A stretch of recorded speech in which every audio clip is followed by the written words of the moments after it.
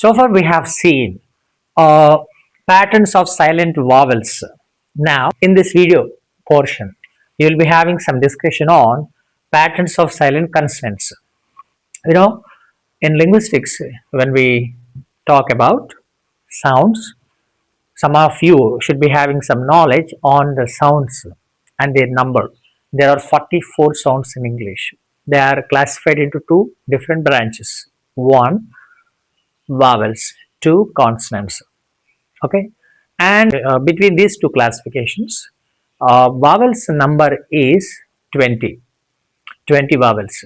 Again, these 20 are divided into 12 plus 8 combinations. 12 are pure vowels and 8 are diphthongal glides. So this is the classification.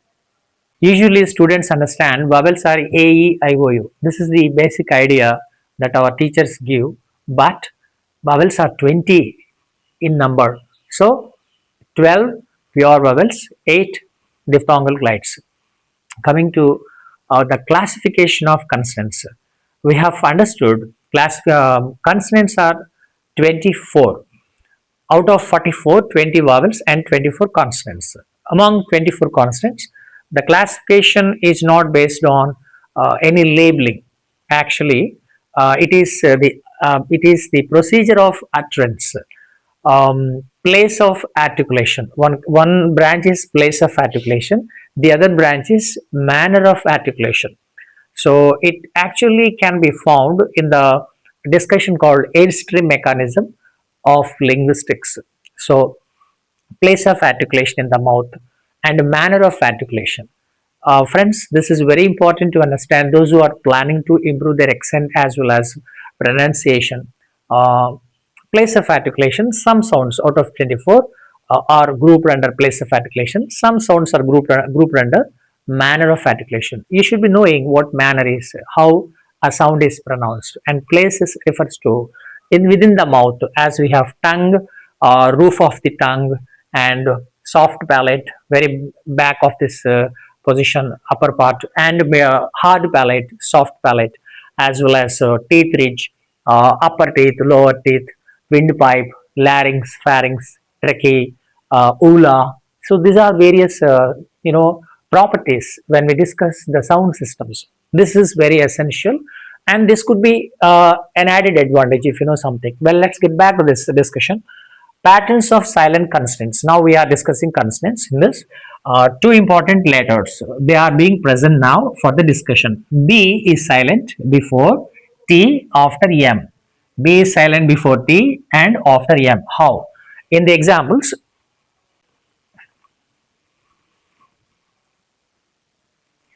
if you look at this word DEBT, B is silent before T. So it is T before this T, B is present, so it is silent. And after M, in this example, M is present, so after M, B comes, so it is silent. What is the pronunciation? We will not say debit, but it is written in Telugu, debit card, credit card, from bank transactions point of view. But it's not a debit, it's debt. And it is comb, comb, comb. And this is not subtle, it is subtle. It is silent here. And it is not plumber, very conveniently we say, but it's plumber, plumber. So it is silent. After M, now B is silent after M. So it is not crumb, but it is crumb, crumb. And before T, this is T, B is placed here as per the spelling rule. DOUBT is not a dubut, it's doubt, doubt. Friends, let's say once, that. Comb, subtle, plumber, doubt, crumb. Two important propositions that we have understood clearly. Another two examples are present for us. WOMB. So B is silent before T after M. So it is after M, B comes here. It's not womb, it's om, om. So it's silent here. Next, TOMB. As per the rule outlined here, after M, B is silent. So it's M and B is placed. So it's not tomb, it's tom, tom, tom. Good discussion. I believe that these examples have given you some idea as how you need to deal with the letters D basically with reference to T and M. Now let's take a look at C.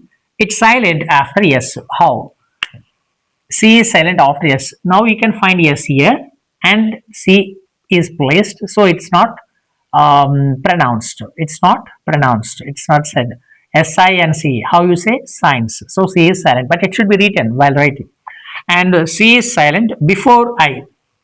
Before I. For instance, in scissors, C has come. It's not scissors. It's scissors. So it is silent. And sceptre. It's SC. So after S, C is silent. After S, this C is silent. Sceptre. And fascinate. FASCA. After S, again C is seen here. So it's silent. And in the combination of CK, C again is silent.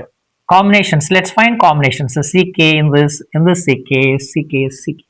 Now it's not pronounced like a kuk, like rock, or something else, or rosk, or we don't say hask or hakak, or chesk or chekek, or klikik or klisk. These are wrong, and don't try to do that. And now it's only rock. It's silent here. And hack, and here check. It's click. So let's just do the drill now. Signs, scissors, scepter, fascinate, rock, hack, check, click. Well, we have seen the patterns of silent consonants. B is consonant, C is consonant. When it's written, actually, in the words, we have to understand one important concept called phonetic transcription. PHONETIC transcription. TRANSCRIPTION.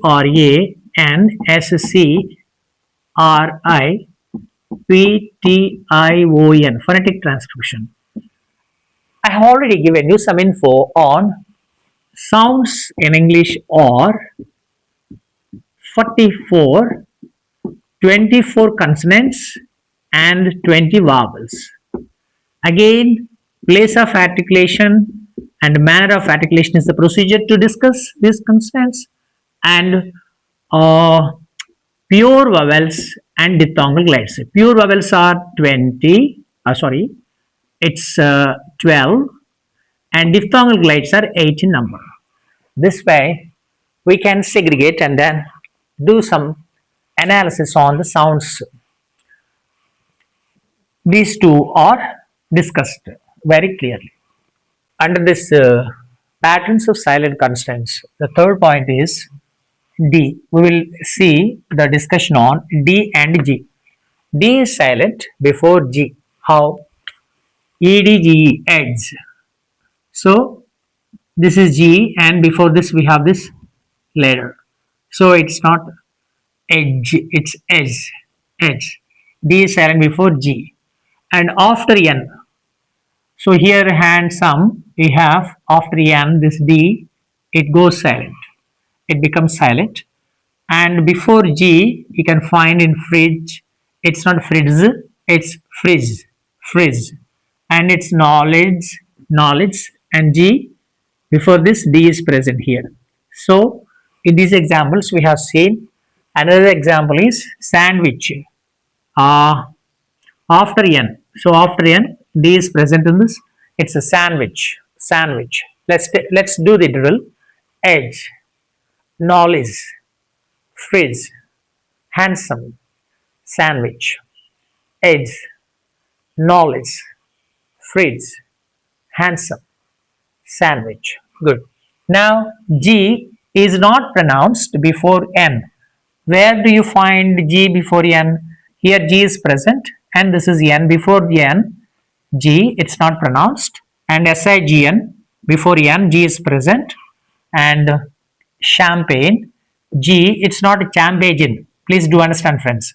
CHAMPAGNE. It's not campagne or champagne or champagne. All these are bad pronunciations. It's a champagne. So before N, G is present, it's not pronounced. Now, there are some exceptions, sir. Can you take a look at this? Exceptions. Three examples have been given in the textbook. MAG and ET. As per the guidelines, what did the theory say? What does it say? G is not pronounced before N. If that is the case, N is here and this is G, and N it's G, and N it's G.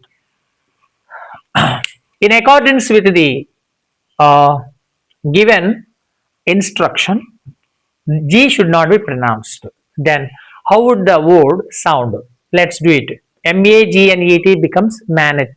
But do we have that pronunciation? And IGNORE, inor. Can we say like that? And SIGNATURE, signature. Do we ever say signature? So there are some exceptions. Maybe we need to accept them, and we should remember in the case of these words, maybe the list would be more. We must just take it as an important guideline. So in these three, among these three words, G is not silent. This is what we should understand. So it's not magnet, it's magnet. Ignore, signature.